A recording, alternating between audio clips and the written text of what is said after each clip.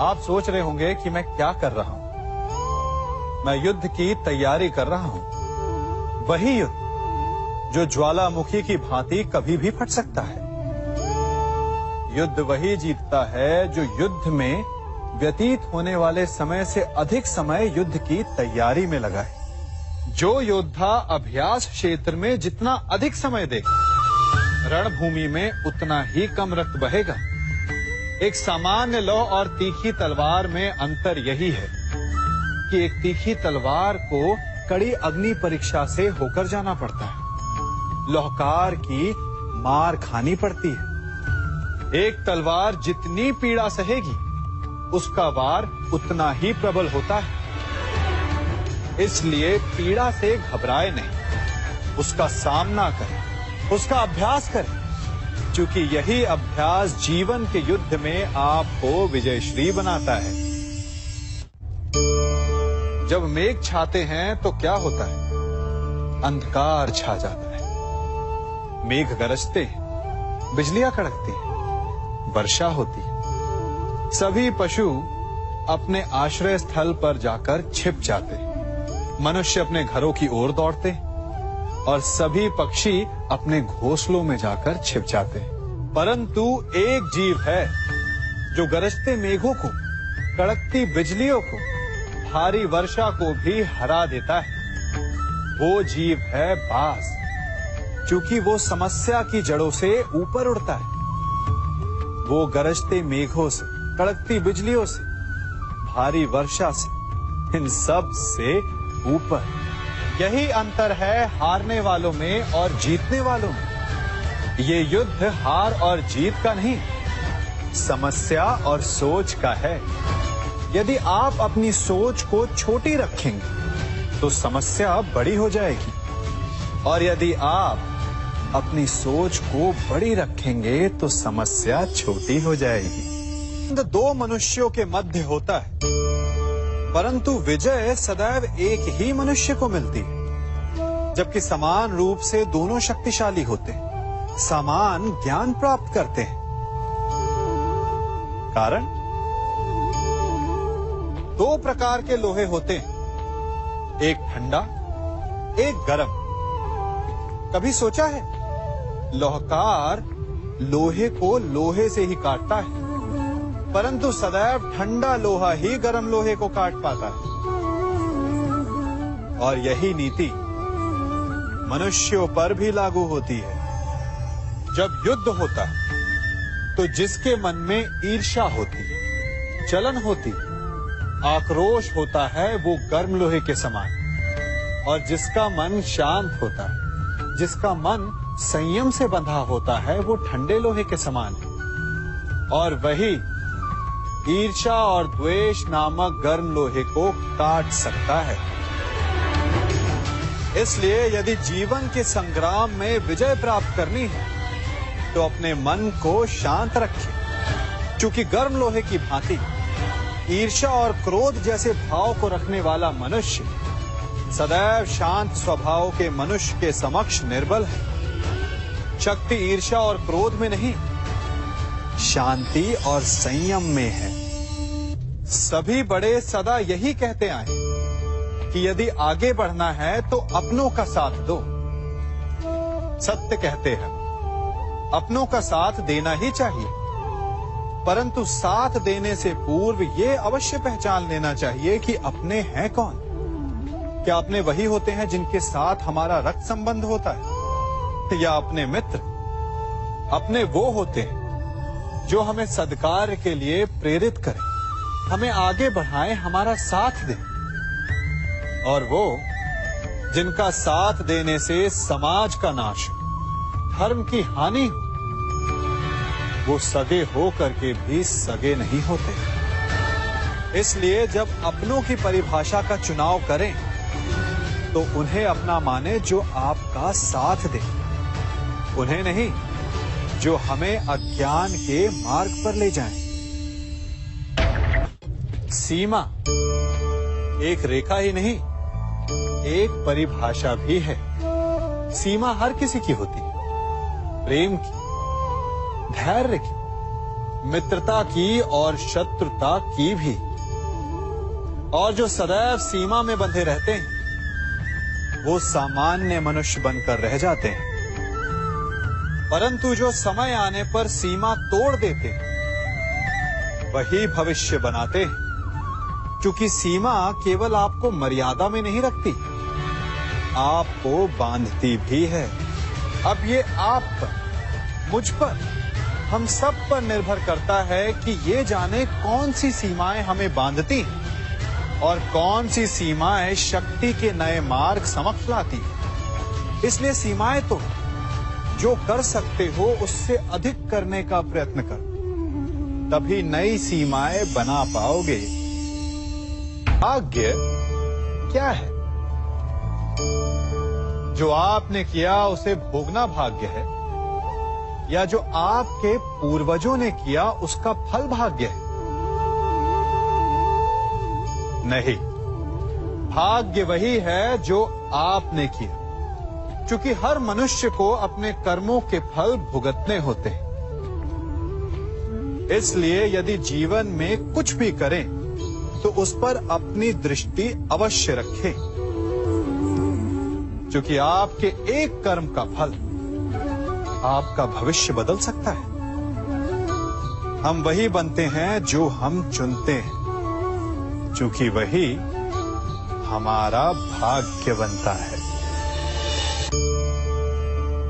मनुष्य सुंदरता से आकर्षित होता है, उससे प्रेम करता है और असुंदर को देता है। ऐसा होता है ना?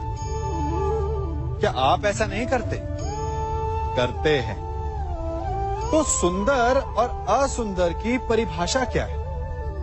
इस आकर्षण और विकर्षण का कारण क्या है? कभी सोचा है?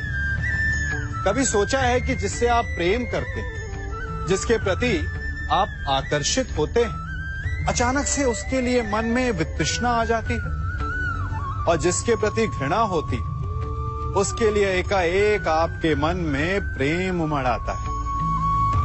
कारण है दृष्टिकोण। क्योंकि सुंदरता आपके मन में होती है, आपके सोच में होती है, आपके दृष्टिकोण में होती है। इसीलिए किसी को कीचड़ में खिला हुआ कमल सुंदर लगता है, और किसी को निर्मल चंद्रमा में भी कलंक का धब्बा दिख जाता है। यदि आपको सुंदरता अनुभव करनी, हर पल आनंद में रहना है, तो अपने दृष्टिकोण को सुंदर बनाएं और अपने आप सब कुछ सुंदर बन जाएगा।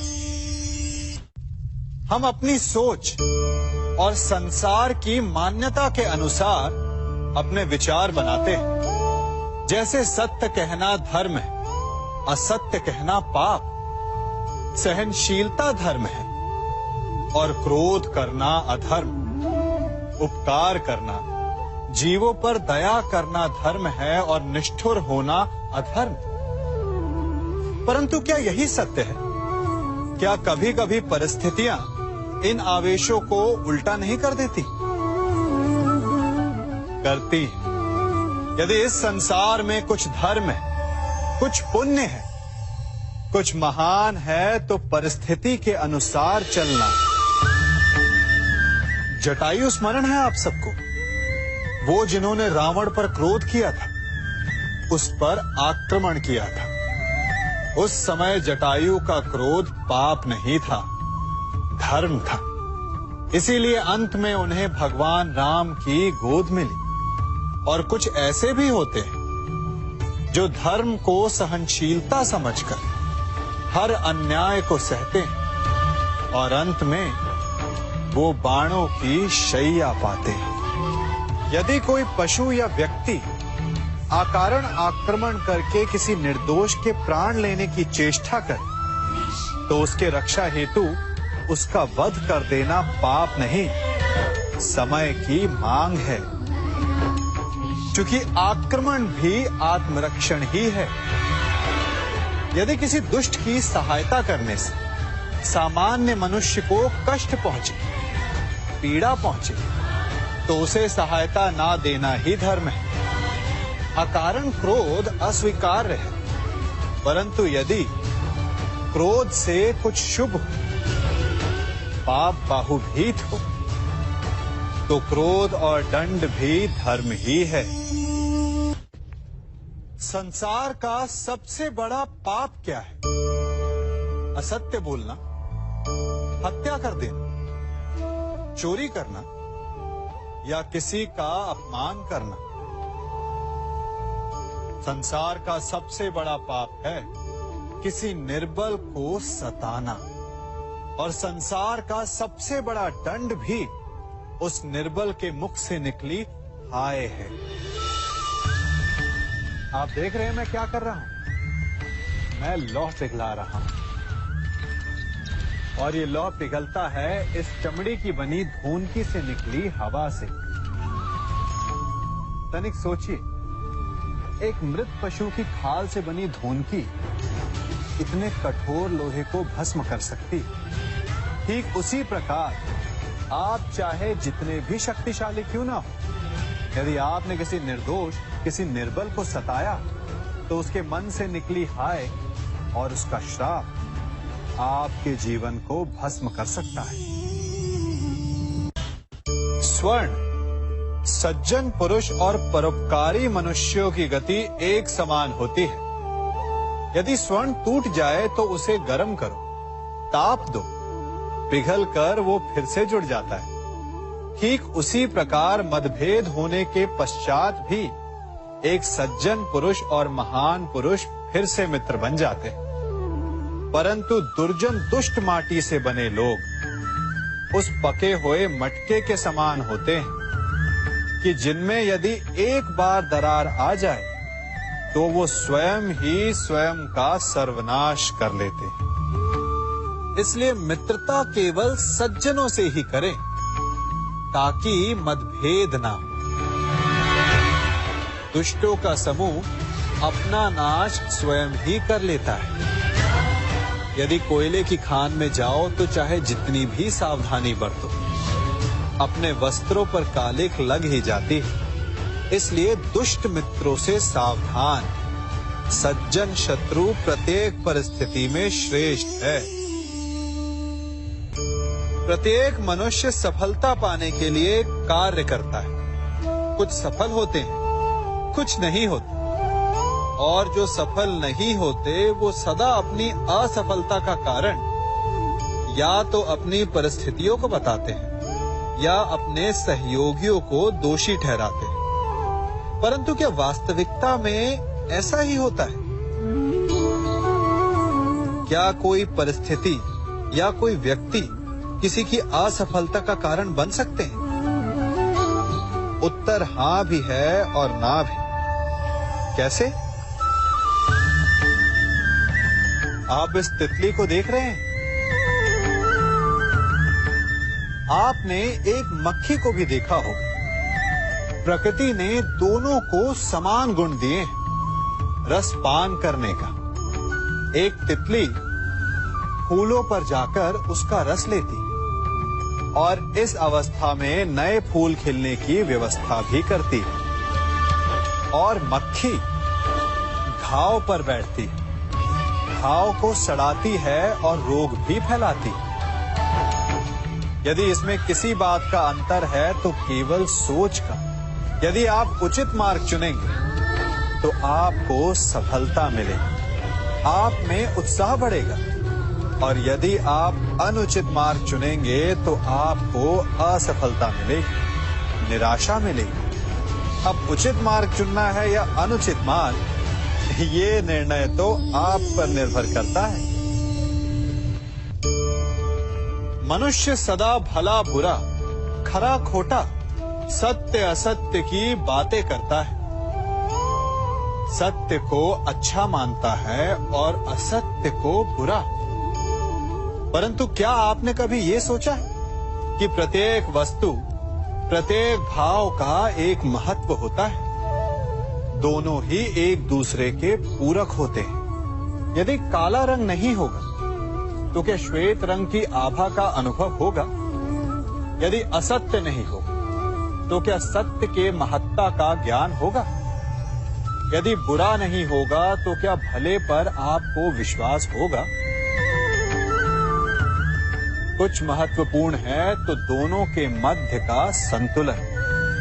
बुरी से बुरी वस्तु, समय या भाव, कोई ना कोई स्वयं में शुभ छिपाए रखती है। कभी काले गरजते मेघों को देखा है? उसके किनारे भी एक स्वर्णिम आभा होती है। उसी प्रकार यदि आपके जीवन में बुरा समय आए तो आपको अपने सच्चे मित्रों की पहचान हो जाती है। तो बुरे समय में निराश ना हो, उसमें भी कुछ शुभ खोजने का प्रयास करें और धीरे धीरे सब कुछ आपके जीवन में स्वतः शुभ हो जाएगा। संसार में सबसे महत्वपूर्ण क्या है? दृष्टि या दृष्टिकोण, समझ या सोच?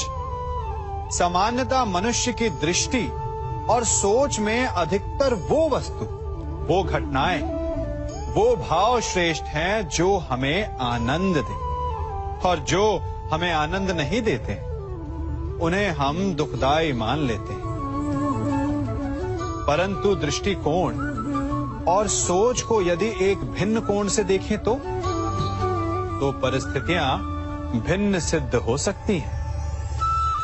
जिस प्रकार भीषण गर्मी हमें सुहाती नहीं, परंतु वही गर्मी सागर और नदियों के जल को वाष्पित करती है और हमें मनोरम वर्षा का आनंद देती है, उसी प्रकार भीषण परिश्रम के पश्चात हमें सफलता मिलती है, शिक्षा के पश्चात हमें हमारा लक्ष्य मिलता है।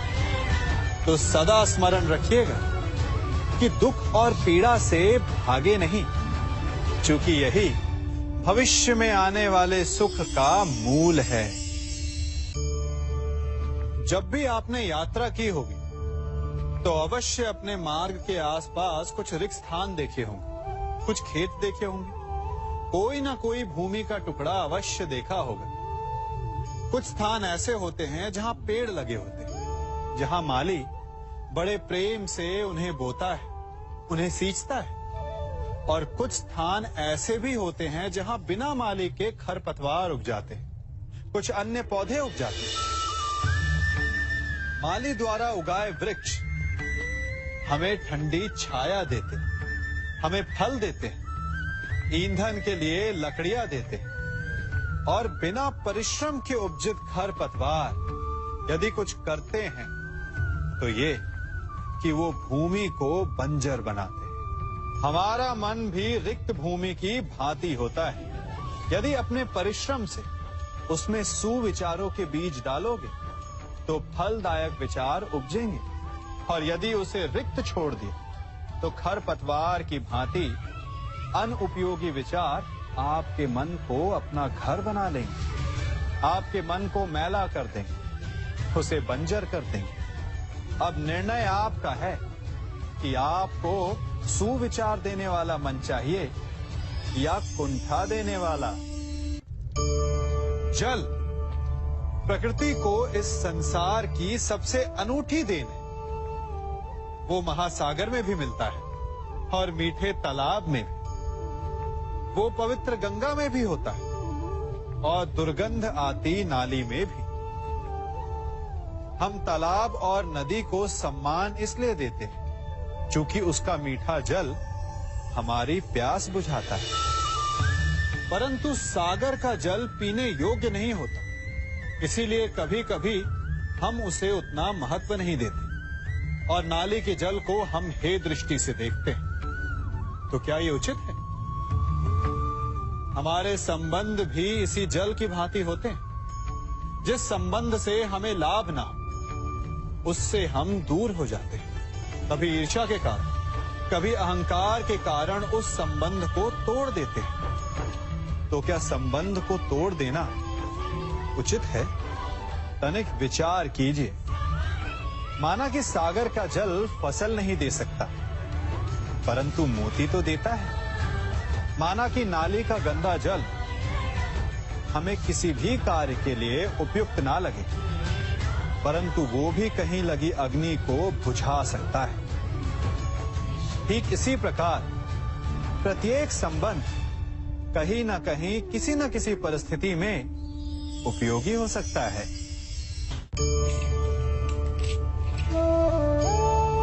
बड़ी विकट समस्या है। मुझे स्मरण ही नहीं हो रहा कि इस गुच्छे की कौन सी चाबी इस ताले को खोलेगी। बड़ी देर से प्रयास कर रहा हूं, परंतु ये ताला खुल ही नहीं रहा।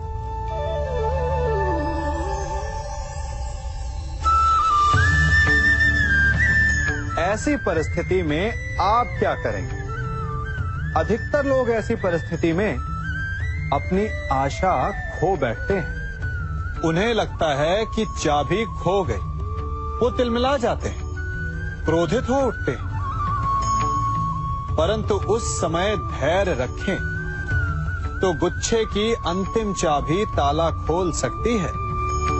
कुल्हाड़ी का अंतिम प्रहार वृक्ष को काट के गिरा देता है, परंतु क्या सत्य में कुल्हाड़ी का अंतिम प्रहार वृक्ष को काट के गिरा देता है? आपको आपका लक्ष्य दिला देता है? नहीं, आपका निरंतर प्रयत्न ही आपको सफलता दिलाता है। जब आपका मन निराश है तो अपने कार्य में दुगनी उत्साह से जुट जाइए, क्योंकि अनावरत बहता जल ही कठोर चट्टान को काट सकता है। सफलता का मूल है परिश्रम, प्रयास और आशा। मनुष्य का जीवन ऋतुओं के समान होता है। आज ग्रीष्म तो कल वर्षा, परसों शीत। तनिक संकट आया तो हम संयम खो बैठते हैं। तनिक ऋतु बदली तो हम अधीर हो जाते हैं। अपने आक्रोश में, अपने क्रोध में हम उनसे ही संबंध बिगाड़ लेते हैं जो हमारे अपने होते हैं। क्यों ऐसा होता है ना? हमें लगता है कि हमारे अपने हैं, फिर से मना लेंगे, परंतु स्मरण रखिए, सदा ऐसा करना संभव नहीं होता। सागर की उछलती लहरों को तट सहता है, और यदि तट ही टूट जाए तो बाढ़ आ जाती। हमारे संबंध भी दूध की भांति होते हैं। दूध तपकर उबल सकता है, परंतु यदि उसमें खटास आ जाए तो वो फट भी जाते हैं। और फटे दूध को चाहे जितना मत लो, उसमें से माखन नहीं निकलेगा। इसीलिए अपने संबंधों को संभल कर निभाना चाहिए। मनुष्य की सबसे बड़ी दुर्बलता क्या होती है? सोचिए। धन, प्रेम, अहंकार। मनुष्य की सबसे बड़ी दुर्बलता होती है उसके रहस्य। चाहे आप कितने भी शक्तिशाली क्यों ना हो, कितने भी प्रबल क्यों ना हो, परंतु उसके रहस्य उसके नाश की चाबी होती है।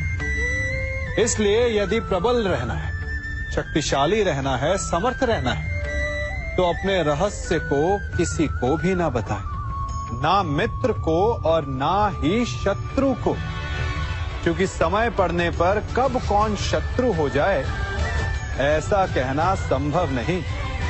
विभीषण को रावण के अमृत कुंड का ज्ञात था, इसीलिए प्रभु श्री राम रावण का वध करने में सफल हो सके। इसलिए उचित यही है कि आप अपने रहस्य को स्वयं तक ही सीमित रखें। मनुष्य का मन बड़ा विचित्र होता है, कल्पना में ही विकास करता है, संपन्न भविष्य का स्वप्न देखता है और कल्पना में ही जो नहीं हुआ उससे भय खाता है। और यही भय मनुष्य का सबसे बड़ा शत्रु है। हमारे भविष्य के मार्ग में, हमारे आनंद के मार्ग में सबसे बड़ी बाधा है। अब आप लोग मुझसे पूछेंगे कि इसका तोड़ क्या है, भय से मुक्ति कैसे पाई जाए? तो ये प्रश्न आप स्वयं से पूछिए। तनिक सोचिए, जब आप एक सुंदर भविष्य की कामना करते हैं तो उसे पाने के लिए आप परिश्रम करते हैं ना? ठीक उसी प्रकार भय से मुक्ति पाने के लिए आप उससे लड़ जाएं। और उसका निवारण आपको स्वतः ही मिल जाएगा। इसलिए जब भी भय आपको सताए तो उससे भागे नहीं, उससे घबराए नहीं, क्योंकि भय का काम ही होता है आपको भयभीत करना। इसलिए जब भी भय आप पर आक्रमण करे तो आप भी उस पर पहले ही आक्रमण कर दें। हम सब मित्रों के साथ रहना चाहते हैं, शत्रुओं से दूर रहना चाहते हैं। क्यों?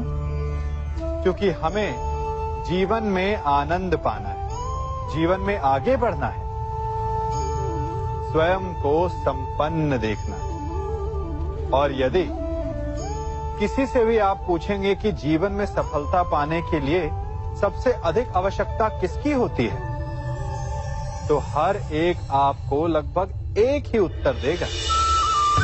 सफलता प्राप्त करने के लिए आपको सच्चे मित्रों की आवश्यकता होती है। परंतु यदि आपको और अधिक सफल होना है तो आपको केवल मित्रों की नहीं, शत्रु की अधिक आवश्यकता है। अब आप कहेंगे, ये मैंने कैसी बात कर दी? तनिक स्वयं सोचिए। जब भी संकट आता है तो मित्र क्या करते हैं? आपकी सहायता करने के लिए आपके साथ खड़े हो जाते हैं। और संकट के समय में शत्रु और बड़ा संकट बनकर हमारे समक्ष खड़े हो जाते हैं। मित्र हमें सहायता देते हैं, अपनी शक्ति देते हैं, परंतु शत्रु आपके भीतर छिपी शक्ति को बाहर लाता है, आपको और अधिक बलवान बनाता है। संगति या साथ, मित्र और साथी मनुष्य के व्यक्तित्व के लिए सबसे महत्वपूर्ण होते हैं। अब आप कहेंगे, ये कैसे? मनुष्य अवश्य अपने व्यक्तित्व के लिए उत्तरदायी होता है, परंतु मनुष्य संगति में ना चाहते हुए भी उसका व्यक्तित्व संगत की भांति हो जाता है। इन पात्रों को देख रहे हैं? मध्य में जल रखा है, इसमें दूध है और इसमें मलिन कीचड़ रखा है। यदि मैं इस जल को इस दूध में मिलाता हूं तो ये जल दूध बन जाता है, और यदि इसी जल को इस मलिन कीचड़ में मिलाता हूं तो क्या हुआ? ये जल कीचड़ बन गया। ऐसी कोई युक्ति नहीं कि जल बिना घुले मिले दूध या कीचड़ में अपना अस्तित्व बनाए रखे या उनसे अलग रहे। और ठीक ऐसा ही मनुष्य के जीवन में भी होता है। यदि एक गुणहीन व्यक्ति गुणवानों की संगत में बैठे तो उसे भी गुणवान समझा जाता है, सम्मान का पात्र समझा जाता है। और यदि एक गुणवान व्यक्ति गुणहीनों की संगत में बैठे तो उसे भी तिरस्कार मिलता है। इसलिए अपने जीवन में सदैव संगति सोच समझकर सावधानी से चुनिएगा। कभी खेत में किसी किसान को खेती करते देखा है? वो उसे सींचता है, उसे जोतता है, पशु पक्षियों से खेत की फसल की रक्षा करता है, परंतु एक बात का वो सबसे विशेष ध्यान रखता है कि कहीं खेत में खरपतवार ना उग जाए, क्योंकि एक खरपतवार खेत की सारी फसल को नष्ट कर सकती है। ठीक उसी प्रकार यदि वंश की कोई संतान खोटी निकल जाती है तो वो समूचे वंश का सर्वनाश कर देती है। इसीलिए संतान के लालन पालन में विशेष ध्यान देना आवश्यक होता है, क्योंकि संतान वो फसल होती है जो वंश के आने वाले समय को महान बना सकती है या फिर वंश का पतन भी कर सकती है। मनुष्य भी बड़ा विचित्र प्राणी है। अपनों से नीचे के स्तर के लोगों को वो हे दृष्टि से देखता है, उनका उपहास उड़ाता है, उनसे बार बार कहता है कि तुम्हारा कुछ नहीं हो सकता, तुम भविष्य में कुछ नहीं कर पाओगे। जब मनुष्य के पास धन, संपत्ति, मान होता है तो वो दूसरों का आदर नहीं करता, परंतु वो एक बात भूल जाता है कि उससे भी अधिक शक्तिशाली कोई अस्तित्व में है, और वो है समय। काल। काल अपना चक्र कब बदलेगा ये कोई नहीं जानता। समय अपनी करवट कब लेगा ये कोई नहीं जानता। कोयला भी समय के साथ साथ हीरे में परिवर्तित हो जाता है। इसलिए जीवन में कभी भी किसी का भी उपहास नहीं उड़ाना चाहिए। देख रहे हैं इसे? ये रेत है। कहा जाता है कि इसे आप मुट्ठी में बंद करके नहीं रख सकते। क्यों? क्या इसका स्वभाव ही ऐसा है, या हमारे हाथों में इतनी सक्षम शक्ति नहीं कि इसे मुट्ठी में बंद करके रख सके, या फिर इसका स्वरूप ही ऐसा है कि ये फिसल ही जाएगी। कदाचित इसीलिए कहा जाता है कि आप रेत को मुट्ठी में बंद करके नहीं रख सकते, परंतु मैं आपसे कहता हूं कि आप रेत को मुट्ठी में बंद करके रख सकते हैं। कैसे?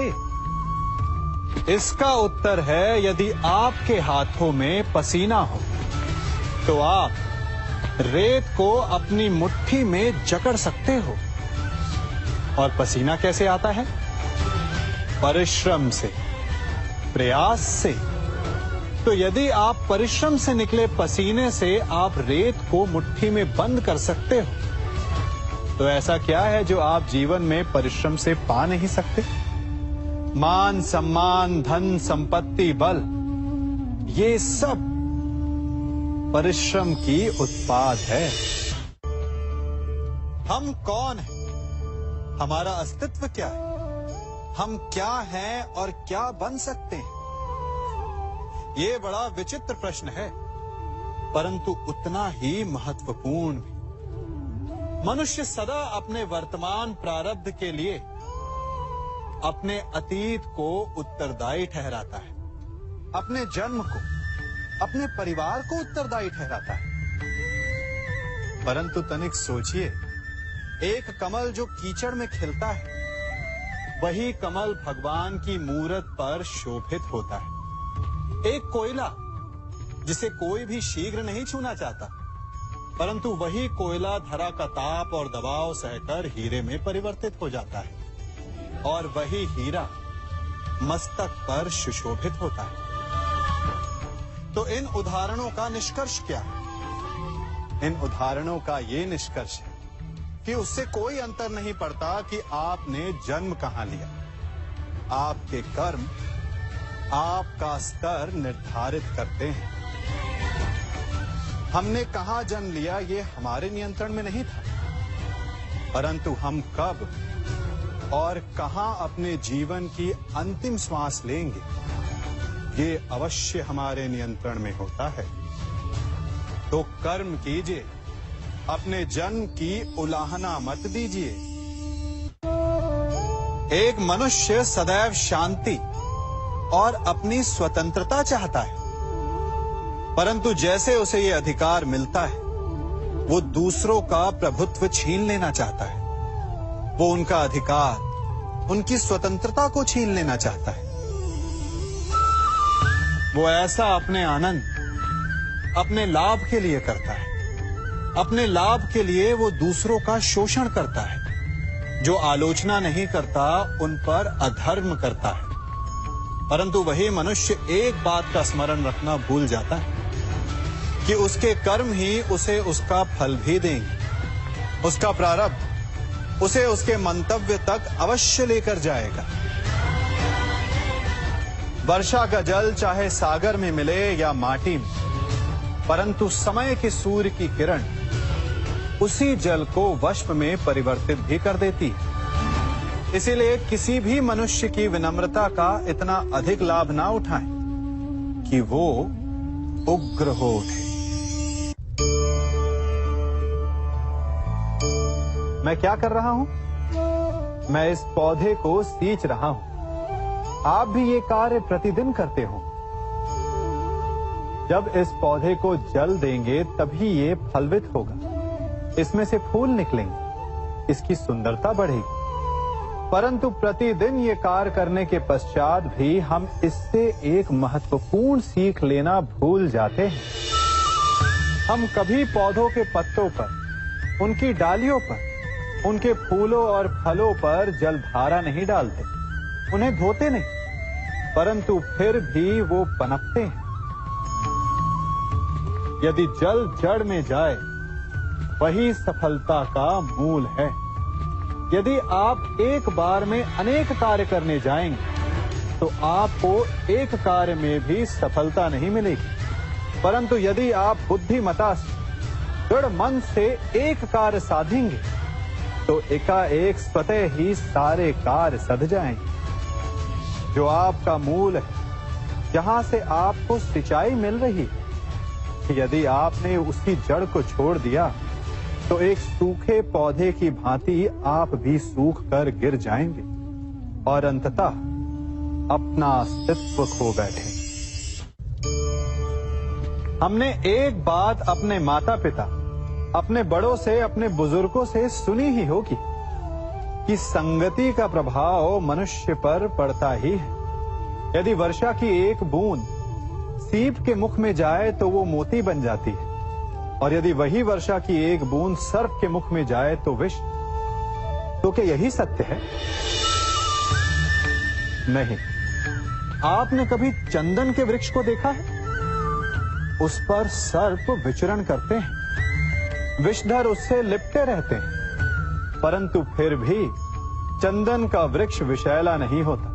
वो तब भी सुगंध देता है और पवित्र माना जाता है। तो इसका रहस्य क्या है कि वर्षा की बूंद पर संगति का प्रभाव पड़ता है और चंदन के वृक्ष पर नहीं? इसका रहस्य है आत्मबल। वर्षा की बूंद वातावरण के अनुसार स्वयं को बदल लेती है, इसीलिए उसकी संगति ही उसका प्रारब्ध बन जाती है। परंतु चंदन का वृक्ष अपना व्यक्तित्व, अपना गुण नहीं खोता। इसीलिए यदि आप में आत्मबल हो, आपका मन दृढ़ हो, तो बुरी से बुरी कुसंगति भी आपका कुछ नहीं बिगाड़ सकती।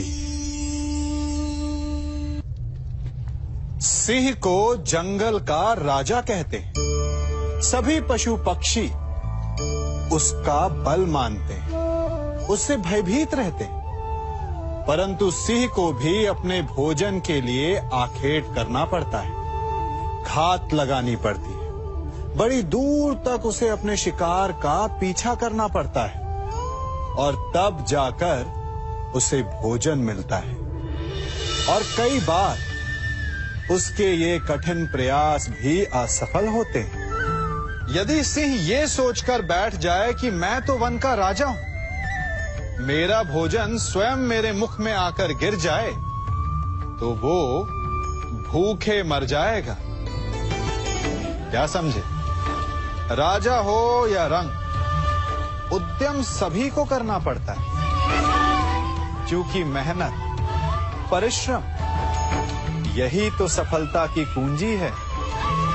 यदि जल पाना है तो कुआं खोदने में पसीना बहाना ही होगा। यदि सफलता पानी तो रात दिन परिश्रम करना होगा।